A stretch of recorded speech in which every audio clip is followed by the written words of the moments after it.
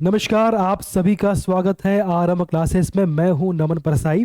आज हम पढ़ने वाले हैं 11 फरवरी 2023 का करंट अफेयर्स। आपको हर एग्जाम में इसका लाभ मिलने वाला है, तो ध्यान से पढ़िएगा और नोट्स भी बनाते चलिएगा ताकि एग्जाम में आपको रिवीजन करने में प्रॉब्लम ना हो। चलिए शुरुआत करते हैं। यह हमारा पोर्टल है arambclass.com नाम से। यहाँ पर आपको हर एग्जाम की टेस्ट सीरीज प्राप्त हो पाएगी, तो आज ही इसको ज्वाइन करिए और आप एग्जाम की तैयारी की शुरुआत करें। एमपीपीएससी की वैकेंसी आ चुकी है, हाल ही में एमपीपीएससी की वैकेंसी आ चुकी है, तो एमपीपीएससी की टेस्ट सीरीज हमने लॉन्च की है। इसके अंतर्गत देखिए 191 टेस्ट अवेलेबल है। इसके अंतर्गत आपको एमपीपीएससी प्रीलिम्स के 60 टेस्ट 60 टेस्ट अवेलेबल है। इसके अलावा GS, advance GS, practice test, MPG की हिंदी और इंग्लिश, इन सभी के टेस्ट अवेलेबल है। इसके अलावा प्रीवियस ईयर पेपर और साथ में करंट अफेयर के भी टेस्ट अवेलेबल है। ये सभी जो टेस्ट है ये सभी हिंदी और इंग्लिश दोनों में अवेलेबल है। ठीक है, तो आज ही इसको ज्वाइन करिए और आपके एग्जाम की तैयारी की शुरुआत करें। चलिए, इसके अलावा हमारी एप्लीकेशन भी है। आरंभ क्लासेस नाम से। यहाँ पर भी आपको टेस्ट सीरीज प्राप्त हो पाएगी। हमारा पहला क्वेश्चन आज का है कि भाई किस देश ने 18 से अधिक आयु के लोगों को कोविड-19 वैक्सीन की 5वीं खुराक देने की घोषणा की है। ऑप्शन है ऑस्ट्रेलिया, भारत, चीन और बांग्लादेश। इसका सही उत्तर है ऑस्ट्रेलिया। तो भी ऑस्ट्रेलिया ने 5वीं खुराक देने की घोषणा की है कोविड-19 की।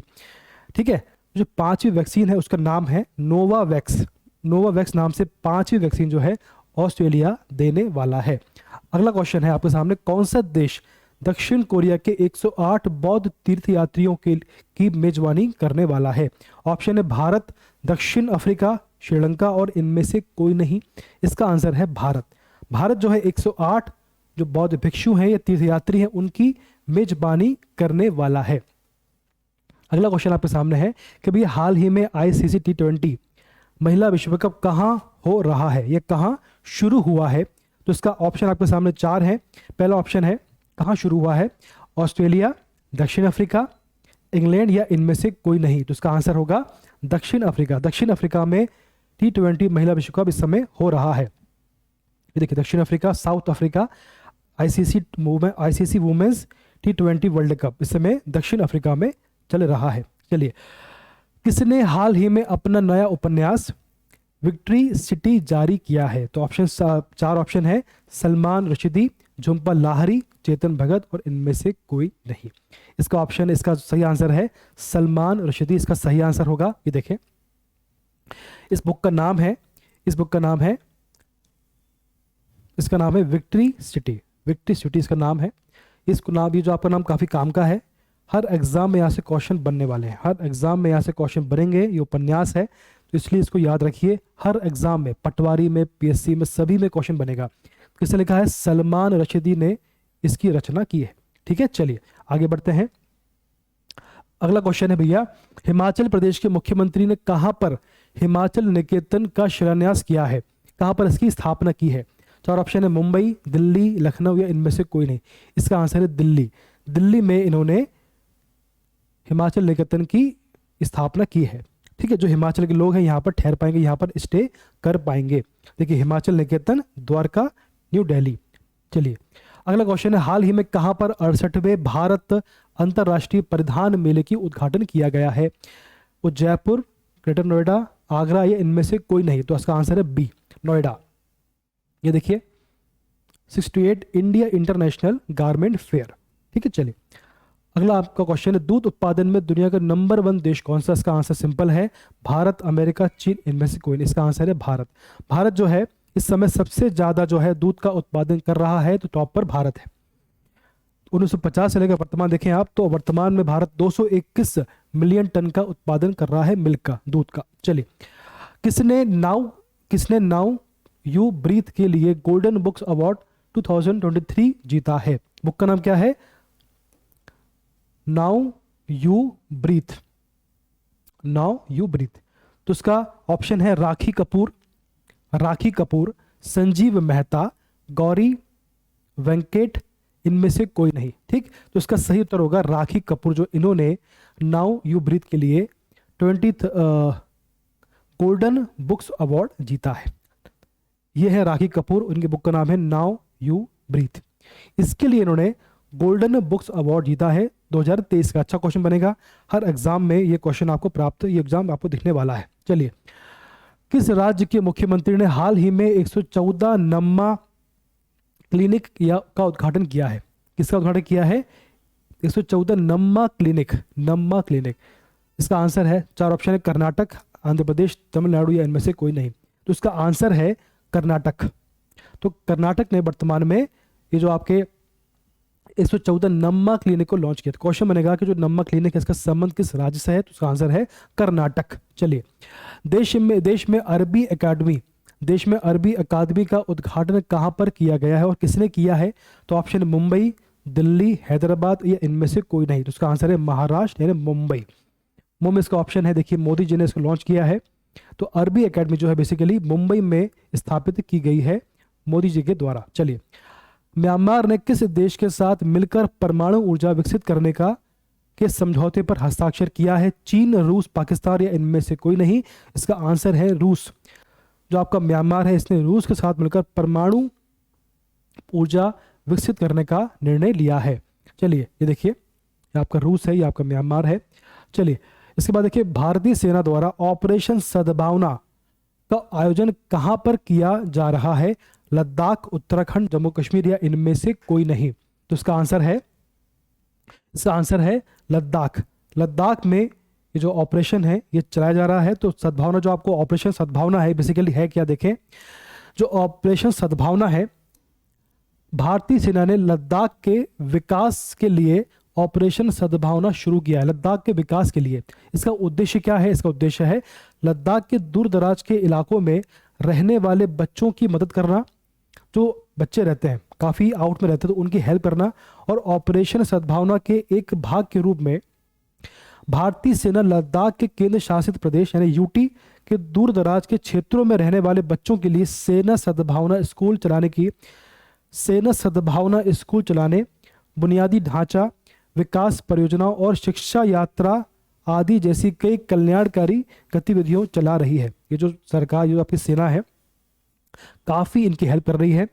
भारतीय सेना वर्तमान में लद्दाख क्षेत्र में ऑपरेशन सद्भावना के तहत 7 आर्मी गुडविल स्कूल यानी कि AGS आर्मी गुडविल स्कूल चला रही है। इसके अंतर्गत 2200 बच्चे, इन स्कूलों में वर्तमान में 2200 से अधिक छात्र पढ़ रहे हैं। 2200 से अधिक। तो जो आपका टॉपिक है इसका संबंध है MPPSC मेंस। अगर क्वेश्चन आपको आ गया मेंस में कि भैया ऑपरेशन सद्भावना क्या है, इसके बारे में कुछ लिखें, तो आपका ये आंसर है। ठीक, तो इसके अंतर्गत क्या हो रहा है, ये क्यों चलाया गया, इसका उद्देश्य क्या है, इसके अंतर्गत क्या क्या कार्य हो रहे हैं और इसके अंतर्गत कौन से किस प्रकार के स्कूल चलाए जा रहे हैं, तो इसके अंतर्गत कितने बच्चे पढ़ रहे हैं, सब कुछ हमने पढ़ा है। तो आपको ये मेंस में काफ़ी काम आने वाला है। चलिए, अगला आपके सामने भैया है कि हाल ही में भारत ने आर्थिक सहायता योजना के अंतर्गत किस देश को 50 बसें प्रदान की है? तुर्की, श्रीलंका, सीरिया और इनमें से कोई नहीं। इसका आंसर है श्रीलंका।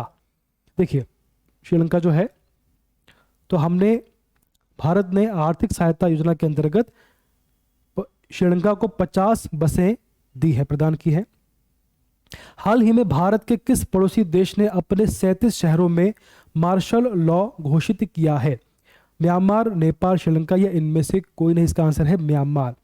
तो म्यांमार ने मार्शल लॉ अभी लॉन्च किया है। ये देखो, ये हमारा भारत है। देखिए, ये हमारा भारत की बाउंड्री है। ठीक है, ये हमारा भारत है। यहाँ पर आपका बांग्लादेश है, उस साइड में यहाँ पर ये आपका, देखो, ये आपका भारत है, ये आपका अरुणाचल प्रदेश है, उस साइड में यहाँ पर आपका म्यांमार है। ठीक है ना, ये देखो आपका ये म्यांमार पूरा बना हुआ है, यहाँ से लेकर यहाँ तक आपका ये म्यांमार है। ठीक है, ऐसा आपका म्यांमार है। ओके, ये आपका है म्यांमार। इसका झंडा है, इसका फ्लैग इस प्रकार से होता है। तो इसने 37 शहरों में मार्शल लॉ घोषित किया है। क्वेश्चन बनेगा आपको, अभी होता क्या, देखो इसको समझते हैं। क्या लिखा है इसमें, देखो कि भैया विशेष परिस्थितियों में जब किसी देश की न्याय व्यवस्था को सेना अपने हाथों में ले लेती है, तब जो नियम प्रभावी होते हैं तो उन्हें सैनिक कानून कहा जाता है। नाम से क्लियर है कि जब किसी देश में कोई ऐसी कंडीशन बन जाए कि सेना को वहाँ पे संभालना पड़े, तो उस कंडीशन में जो नियम प्रभावी होते हैं सेना के अकॉर्डिंग तो उसको बोलते हैं मार्शल लॉ या सैनिक कानून। कभी कभी युद्ध के समय अथवा किसी क्षेत्र को जीतने के बाद उस क्षेत्र में मार्शल लॉ लगा दिया जाता है। ठीक है, तो क्या होता है आपको क्लियर हो गया? ठीक है, चलिए आगे बढ़ते हैं। अगला क्वेश्चन है, किस कंपनी ने हाल ही में हैवी ड्यूटी ट्रकों के लिए भारत की पहली हाइड्रोजन संचालित तकनीक लॉन्च की? हाइड्रोजन संचालित तकनीक लॉन्च की है, तो ऑप्शन है रिलायंस, महिंद्रा एंड कंपनी, टाटा या इनमें से कोई नहीं। आंसर है रिलायंस। रिलायंस ने हाइड्रोजन से चलने वाली बसों को लॉन्च किया है। ये देखो इस प्रकार से होती है रिलायंस। इसको डेवलप किया है अशोक लेलैंड ने। ठीक है, इसको डेवलप किया है अशोक लेलैंड ने, इसको डेवलप किया है अशोक लेलैंड।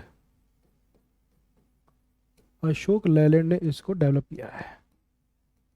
ठीक है, चलो रिलायंस और प्लस अशोक लेलैंड इनने मिलकर इसको डेवलप किया है। चलो अगला क्वेश्चन आपके सामने है कि भैया किस देश के क्रिकेटर एरोन फिंच, ये बैट्समैन है, एरोन फिंच ने अंतरराष्ट्रीय क्रिकेट संन्यास लिया है। तो भी ये क्वेश्चन ये है कि जो आपके एरोन फिंच है कि किस देश से इनका संबंध है? ऑप्शन है दक्षिण अफ्रीका, ऑस्ट्रेलिया, इंग्लैंड और आयरलैंड। तो इसका आंसर है ऑस्ट्रेलिया। जो बैट्समैन है इनका संबंध है ऑस्ट्रेलिया से, एरोन फिंच। ठीक है, चलो अब अगला आपके सामने क्वेश्चन, ये हमारे नोट्स हैं। देखो ये हमारे नोट्स हैं, ये आपको प्राप्त हो पाएंगे हमारे ग्रुप पे। जो टेलीग्राम पर हमारा ग्रुप है यहाँ पर आपको ये नोट्स प्राप्त हो पाएंगे। ठीक, टेलीग्राम पर जो हमारा ग्रुप है वहाँ पर आपको ये हमारे नोट्स प्राप्त हो पाएंगे। इसकी लिंक जो है वो डिस्क्रिप्शन में इसकी लिंक जो है वो आपको डिस्क्रिप्शन में मिल जाएगी। आपको जो इसकी लिंक है वो आपको डिस्क्रिप्शन में प्राप्त हो पाएगी। तो वहाँ से आप इसको, वहाँ के माध्यम से, इस लिंक के माध्यम से आप इस परिवार का हिस्सा बन सकते हैं। चलिए, तो ये पहला क्वेश्चन आपके सामने आ रहा है। किसने केन्या लेडीज ओपन टाइटल 2023 जीता है? अदिति अशोक, दीक्षित डगर, स्मृति मेहरा, प्रणवी उर्स। इसका सही आंसर है अदिति अशोक। ठीक, चलिए हाल ही में प्रधानमंत्री नरेंद्र मोदी जी ने किस शहर में ग्लोबल इन्वेस्टर समिट 2023 का उद्घाटन किया है? नई दिल्ली, लखनऊ, मुंबई या बेंगलुरु। इसका ऑप्शन है, इसका सही आंसर है लखनऊ।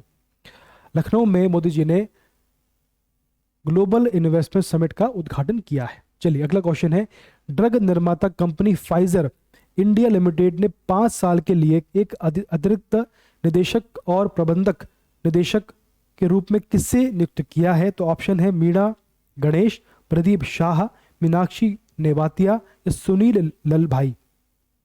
इसका आंसर सही है मीनाक्षी नेवातिया। ठीक, मीनाक्षी नेवातिया को इन्होंने नियुक्त किया है। क्वाड नेशंस ने कंप्यूटर सिस्टम की किस शाखा को बेहतर बनाने के लिए सार्वजनिक अभियान शुरू किया है? साइबर सुरक्षा, कृत्रिम बुद्धिमत्ता, डेटा विज्ञान या इंटरनेट ऑफ थिंग्स। इसका सही आंसर है साइबर सुरक्षा। विश्व में किस फ्यूजन पावर रिसर्च कंपनी ने परमाणु संयंत्र में परीक्षण के लिए पहला सुपर मैग्नेट विकसित किया है? इसका सही आंसर है tokamak energy build. Global quality infrastructure index GQII 2021 में भारत की गुणवत्ता परिषद के तहत भारत की राष्ट्रीय मान्यता प्रणाली की रैंक क्या है? पहला, तीसरा, दूसरा या पांचवा? इसका सही आंसर है पांचवा।